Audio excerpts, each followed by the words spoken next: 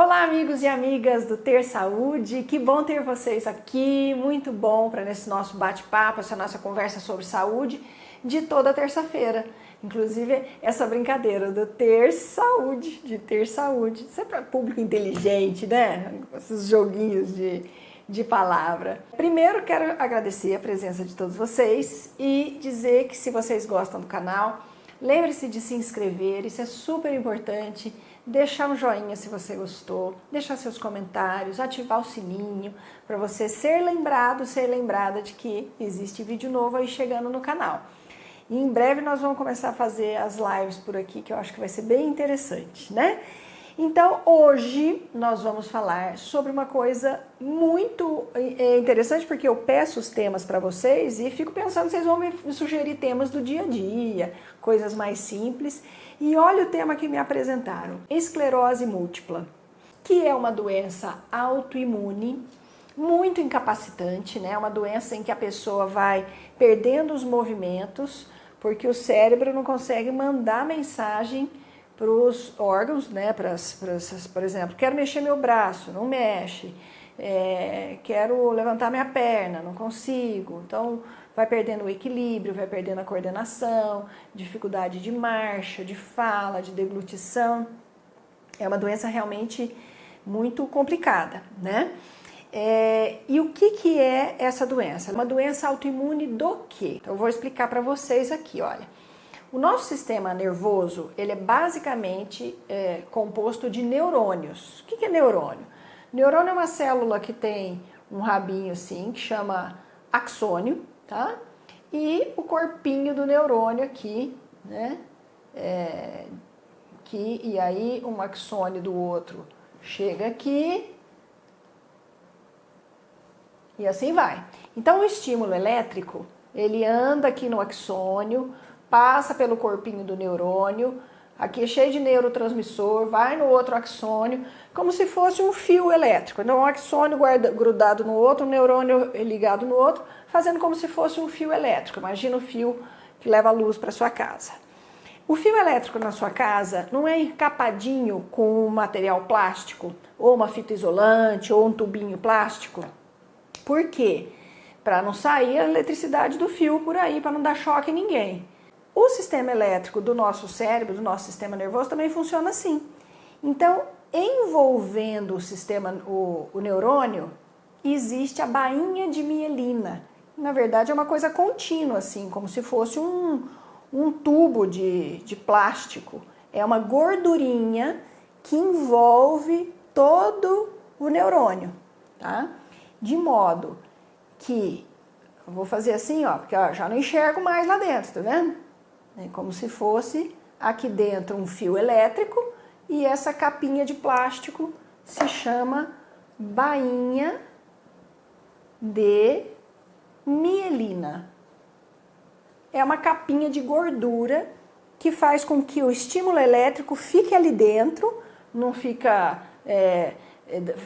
escapando a eletricidade da condução nervosa para outras partes, para outros neurônios que estão aqui do lado, e aí você tem uma condução eficaz. Então, assim, eu quero mexer o meu braço, o meu cérebro dá essa ordem, os meus neurônios vêm e eu vou mexer meu braço porque essa ordem andou direitinho. Na esclerose múltipla, o próprio sistema imunológico do corpo começa a atacar a bainha de mielina. Então, existe um ataque. O sistema imunológico começa a atacar e começa a danificar essa bainha de mielina. Então ele abre um buraco aqui, ele abre outro buraco aqui, abre um buraco aqui, abre outro buraco aqui, abre outro buraco aqui. E aí o que acontece? O estímulo elétrico, que teria que andar reto aqui, ele começa a escapar para cá, ó. E ele não faz esse caminho que ele deveria fazer. É como se tivesse desencapado um fio elétrico na sua casa, começa a dar curto. O que acontece? O controle neural central, ele começa a não ser eficaz. De novo, quero mexer a minha perna, não mexo. Quero sentir a minha mão, não sinto.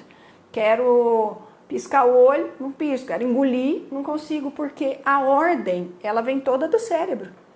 E se essa mensagem não consegue passar, então quem tem que receber a mensagem não recebe a mensagem. Então é uma doença crônica, ou seja, ela vai evoluindo, É uma doença autoimune, onde o sistema imunológico agride a bainha de mielina, que recobre o neurônio, fazendo com que o impulso nervoso não consiga acontecer de forma natural e eficaz. Compromete toda a função do sistema nervoso central, motor e sensitivo. E um detalhe, não pega a cognição. Então ela é uma doença muito triste, porque a pessoa fica com toda a capacidade motora de se mexer, de se sentir prejudicada, mas lúcida, completamente lúcida. A parte da cognição a memória fica boa, a lucidez se mantém, tudo se mantém, só mesmo a parte motora é que fica comprometida. E alguns lugares do sistema nervoso central são atacados preferencialmente, que é o cérebro como um todo, o tronco cerebral, a medula e o nervo óptico. De modo que um dos sintomas iniciais da esclerose múltipla é a diplopia. O que é diplopia? A pessoa começa a ver dois, ela não consegue focar porque o nervo não faz esse trabalho e a pessoa começa a ver duplo, imagens duplas, né? Chama diplopia. Bom, a doença geralmente acomete pessoas jovens, de 20 a 40 anos. E predominantemente mulheres. Isso é o que as pesquisas mostraram até hoje. A prevalência varia, né, de 2 a cada 100 mil habitantes na Ásia e de 100 para cada 100 mil habitantes na Europa e na América do Norte. Essa é a prevalência que se tem estudado hoje em dia. Então, tem alguma coisa que tem na Ásia ou que na Ásia protege, porque na Ásia é muito menos, 2 para 100 mil, e aqui na América do Norte e na Europa temos 100 para 100 mil. Aí já pode ter alguma questão ambiental e cultural também envolvida. Cultural que eu digo é alimentação, estilo de vida, sobretudo alimentação, pois a gente vai ver.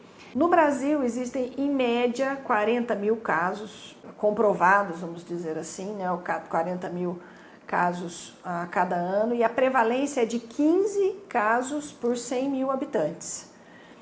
O número estimado de pessoas com esclerose múltipla no mundo é de 2,8 milhões em 2022. Então é uma doença que não é muito rara, na verdade, né? Ela vem crescendo, inclusive. Então é interessante a gente ficar de olho e esperto para os primeiros sintomas. A causa, ninguém sabe direito, embora eu vá explicar aqui até o final da aula o que já foi estudado como causa. Claro, existe a predisposição genética, como sempre, mas hoje já se sabe que a genética por si só, ela não é um elemento prioritário para que a pessoa tenha uma doença, né? Principalmente alguns tipos de doença não são exclusivamente geneticamente determinados. Então, realmente, pode haver uma certa tendência genética, sim, mas o que eles estudam mais, o que a ciência mais estuda, são os gatilhos. Por que nessa pessoa, mesmo tendo a genética, porque a genética ela precisa ser despertada. Se você tem um gene, mas você não desperta esse gene, você não expressa esse gene, você não vai ter aquela doença. O fato de você ter o gene para uma doença não significa que você está fadado até ela, não importa o que aconteça, você vai ter aquela doença. Não. O gene pode ficar quietinho lá o resto da vida e nada acontecer. O gene precisa de um gatilho a partir do qual ele vai ser despertado ou ele vai se expressar. No caso da esclerose múltipla, os estudos mostram que o gatilho pode ser tempo prolongado de baixa vitamina D. A falta de vitamina D por longo prazo pode ser um gatilho, os estudos mostram isso. Exposição a tabagismo também pode ser um gatilho. Obesidade, inflamatório, pode ser um gatilho. Exposição a solventes orgânicos, pode ser um gatilho. E fatores ambientais também, né, que são considerados. Então, poluição, eletromagnetismo, principalmente na adolescência, que é um período de maior vulnerabilidade do corpo, porque está em formação. Mas o estudo mais impactante que houve na busca da causa da esclerose múltipla é a associação dessa doença com o vírus da doença do beijo, chamado Epstein-Barr. Esse vírus, ele é transmitido através do beijo. Um estudo feito que eu vou contar para vocês associou esse vírus ao desenvolvimento da esclerose múltipla. Então foi um artigo publicado na Science, que é uma revista científica de muito prestígio, que mostra que esse vírus tem um papel fundamental no desenvolvimento, embora nem todas as pessoas infectadas pelo Epstein-Barr, que é o vírus do beijo, desenvolvam a doença. Precisa ter uma genética e um gatilho. Tá? Como é que foi feito esse estudo? Os cientistas acompanharam durante mais de 20 anos 10 milhões de adultos jovens, principalmente do exército americano. Esses que foram estudados, 955 foram diagnosticados com esclerose múltipla. E os resultados, segundo esse estudo, é que o risco de contrair a esclerose múltipla aumenta 32 vezes em quem tem a infecção pelo Epstein-Barr, que é o vírus que se pega com beijo. Então, cuidado aí essa turma que sai beijando todo mundo, pergunta nem o nome, beija um, beija outro, porque pode ter aí um Epstein-Barr escondido. Na verdade, o Epstein-Barr é muito comum na população do mundo. Por isso, quando começaram esse estudo, muitos cientistas duvidou, disse, não, imagina, um vírus tão comum, se fosse assim, esclerose múltipla ia ser muito mais abundante no mundo, porque realmente, na história do beijo, imagina, muita gente tem. Mas os vírus, eles são grandes alavancadores de doenças autoimunes e de câncer, como, por exemplo, o HPV no câncer de colo, de útero. E aí surgiu a ideia, a hipótese do Epstein-Barr, que já era uma ideia que eles já vinham associando, mas esse estudo realmente deu uma base científica muito sólida para que a ciência acredite firmemente que esse vírus tem alguma coisa a ver do início da esclerose múltipla, tá? Então, o que acontece? O que eles descobriram nesse estudo que eu contei para vocês? Quem tem o Epstein-Barr tem 32 vezes mais chance de ter a esclerose múltipla. Mas quem tem outros vírus que não Epstein-Barr, isso flutua, varia muito e não é uma coisa tão impactante quanto o do Epstein-Barr. Varia depois da infecção de outros vírus, não tem tanta incidência. Teve casos que nesse estudo mostrou, 5 meses depois do jovem ter sido infectado, ele já desenvolveu os sintomas da esclerose múltipla. É claro que tem que ter uma genética por trás, e eles não sabem, né, se é o gatilho mais forte, enfim, estão estudando.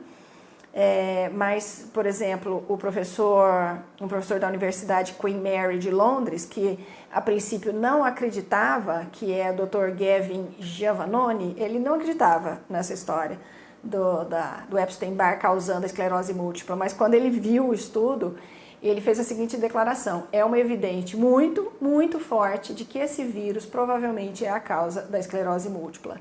E teve um professor de Harvard, que é o Dr. Alberto Asqueiro, que ele falou: indivíduos que não foram infectados com o vírus do Epstein-Barr praticamente nunca desenvolveram esclerose múltipla. Então, assim, quem teve o Epstein-Barr, nem todo mundo desenvolveu, mas a grande parte, mas quem nunca teve Epstein-Barr, nunca desenvolveu. Então, tem esse estudo está aí andando. Qual é a lógica?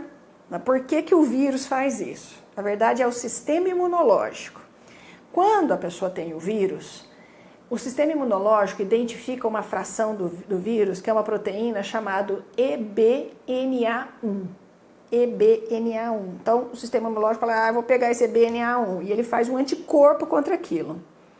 Na nossa bainha de mielina, tem uma proteína chamada glialcam, glialcam, que se assemelha muito a esse EBNA1. O que acontece? Uma reação cruzada. O nosso sistema imunológico, que aprendeu o EBNA1 do Epstein-Barr, ele ataca isso, só que ele reconhece o glialcam da bainha de mielina, ele vai lá e faz um ataque cruzado. Por isso é uma doença autoimune. Ele aprende a imunidade com o Epstein-Barr e ataca a bainha de mielina. É esse o viés que tem. Então, quem tem o Epstein-Barr sabidamente, né, a mononucleose, tem que tratar muito direitinho para poder, enfim, cuidar com vitamina D, cuidar com outras coisas, para poder manter esse sistema imunológico em equilíbrio, para que ele não passe a atacar também a bainha de mielina. De novo, não quero apavorar ninguém aqui, tá? Achar que, ai meu Deus, tive mononucleose e agora? Tive o Epstein-Barr e agora? Nem todo mundo vai ter, calma, muita calma nessa hora. Nem todo mundo que está infectado vai ter a doença, mas ele pode ser um gatilho super forte. Outros gatilhos importantes, outros fatores que aumentam o risco da esclerose múltipla. Ser do sexo feminino, geralmente, não que homens não tenham, os homens também têm, mas a incidência em mulheres é maior. Ter algum trauma na infância, olha só, já começa, olha que interessante, como o emocional está em tudo, né, gente?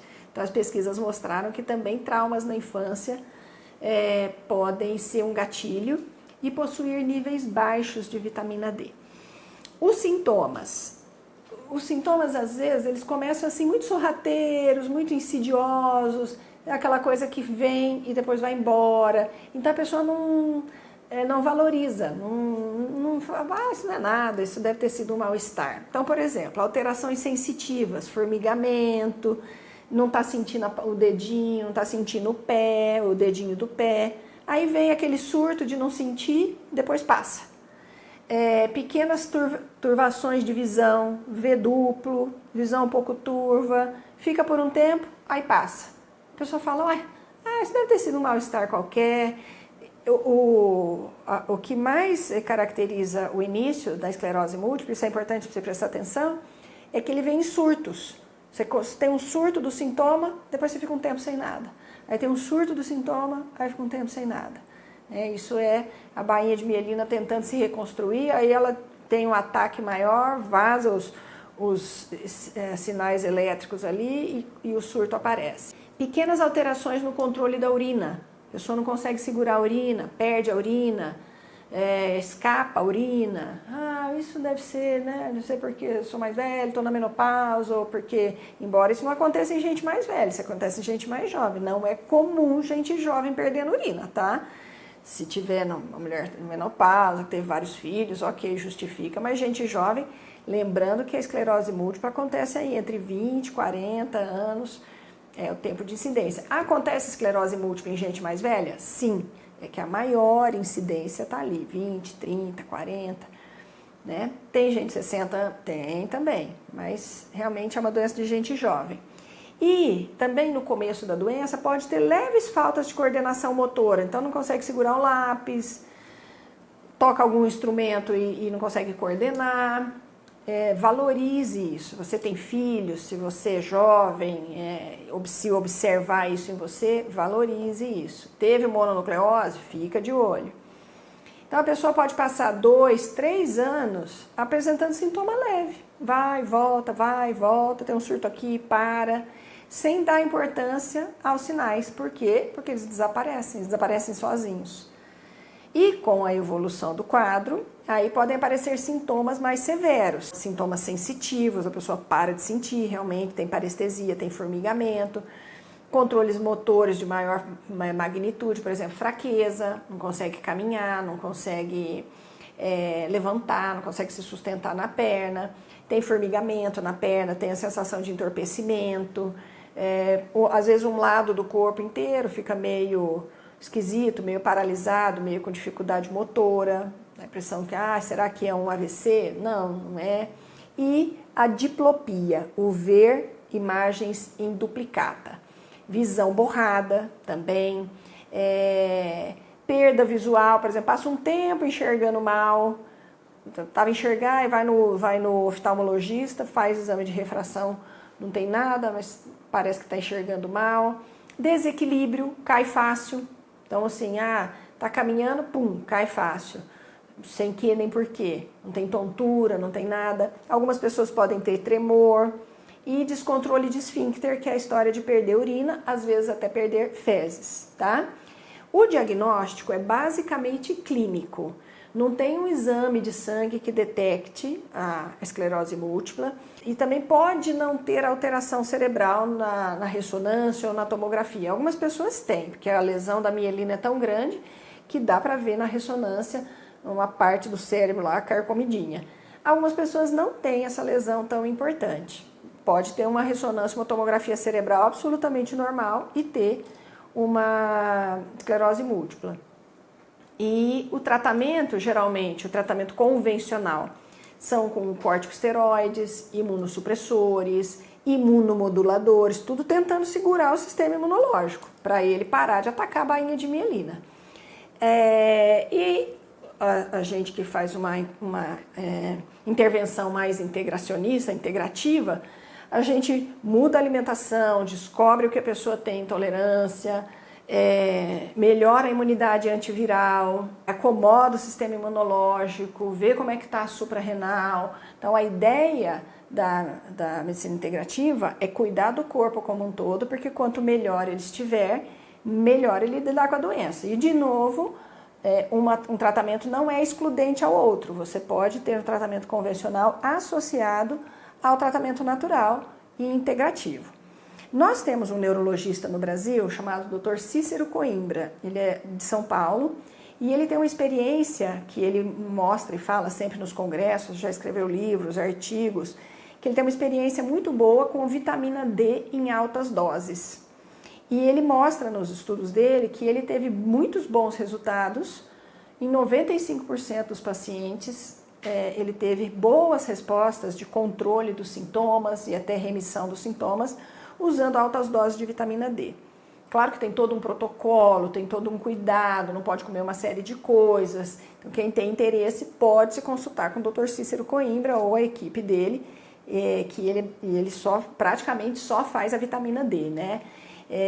Claro, tem muitas críticas a respeito disso, são doses muito altas, então se debate muito, critica muito, é uma briga, né? A ciência está sempre um discutindo, um concorda, outro não concorda, mas ele mostra resultados muito interessantes e diz que a longo prazo, segundo o Dr. Cícero Coimbra, a vitamina D vai se mostrar uma alternativa boa e barata para o controle da esclerose múltipla. Eu acredito muito na questão mais ampla, integrativa e que a gente possa olhar mais profundamente. Eu não acredito muito embora eu respeito muito o Dr. Cícero, eu já vi ele apresentando o trabalho dele nos congressos e realmente os resultados são muito bons.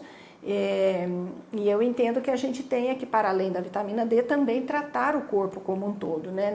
Uma única coisa nunca é uma panaceia, ou seja, com uma coisa só se resolve tudo. Mas eu respeito muito o Dr. Cícero, eu acho o trabalho dele muito sério, ele é um neurologista muito sério da USP, que é uma faculdade renomada do Brasil, e que realmente apresenta bons resultados. E é assim que se faz ciência, né, gente? Através de resultados, ou seja, pesquisa, resultado, pesquisa, testa, comprova, repete os resultados, e é uma luz no fim do túnel para uma doença tão comprometedora como é o caso da esclerose múltipla. Então, fica aí para vocês poderem também estudarem, pesquisarem e ficarem de olho nos primeiros sintomas, porque é claro, como toda doença, quanto mais cedo a gente começa a tratar, melhores os resultados a gente pode ter. Então é isso, gente, espero que você tenha gostado da aula de hoje. Indique o canal para os amigos, inscreva-se no canal, aperta o sininho, dá o seu joinha, manda sua crítica, sua sugestão de temas. O Ter Saúde é feito com muito carinho para você, para te ajudar a melhorar a sua saúde, viver melhor, viver mais e viver mais feliz. A gente se vê no próximo Ter Saúde. Até mais!